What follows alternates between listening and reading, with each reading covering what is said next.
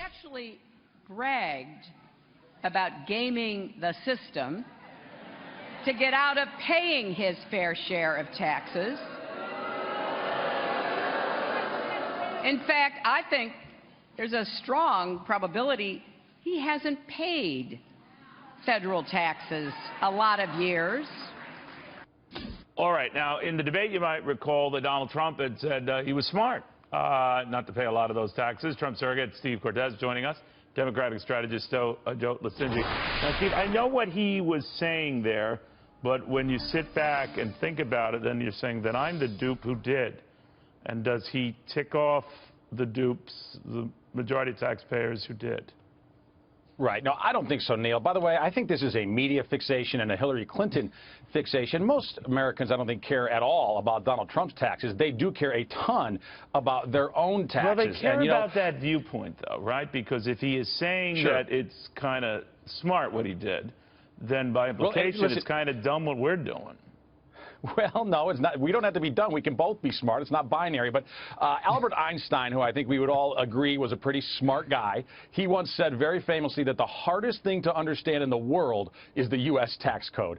And I think that's true. So Donald Trump, I think, has probably been as smart as you can be and has had the smartest team around him to minimize his tax liabilities. But that doesn't mean that his liabilities haven't been massive over the years. And when Hillary tries to say that he hasn't paid taxes, that's really disingenuous. Are there some years, because he's investing or taking losses in certain years? Probably, that he hasn't paid taxes, but he pays every single year in many ways enormous taxes. Yeah, I hear what you're saying. There are some years, you know, we won't know. He's not releasing this, and I'm not here to debate the wisdom of that. But I am here to say, and Joe, a point to raise with you, I think people, especially the media, does have a tough time understanding taxes and tax rates. Like with Mitt Romney 4 years ago, that he paid taxes on all that money that he had, and the lower rate was a capital gains or dividend rate. That people didn't take even the time to understand, and making you know, Romney look like he was a tax cheat, which he was not.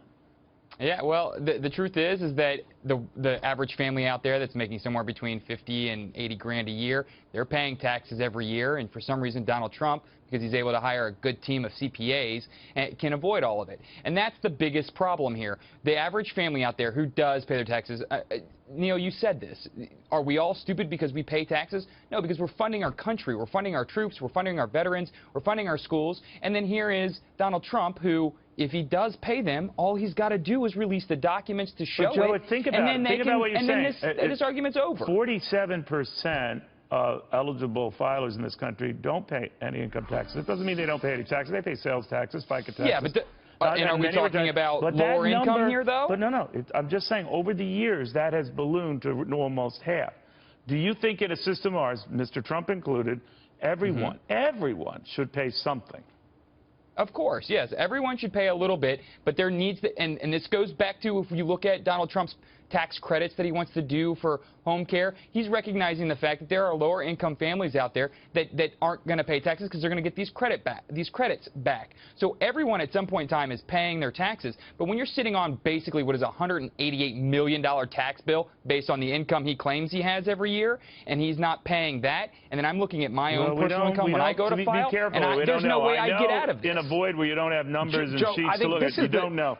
But Steve, financial disclosures state that his value each year is between $400 and $600 million. But we don't know. We don't know what he has paid on that each year. And I wanted to avoid that debate. Talk about the bigger picture, where a lot of people don't pay any taxes in this country at all. A lot of people cleverly dodge them at the upper end. A lot of people avoid them entirely at the low end. In the middle end, what I want to ask is, shouldn't it be incumbent on both candidates to say we've got to fix this? And that gets back to debt. It gets back to deficits. It gets back to everyone has to put skin in the game and do something to fix this. And we get distracted on these other issues. Neil, you know, listen, I think the tax code, the tax code is an absolute albatross right now upon the American people. It is far too complicated. Tax rates are far too high. And it's one of the reasons, by the way, why this is the first president in American history who has never seen 1 year of 3% or better economic growth. That is a tragedy for Americans. That 4 out of 5 U.S. households in the last decade have seen their income go down. One of the reasons is our tax code. It's suffocating. It's confiscatory. All right, Joe, final word.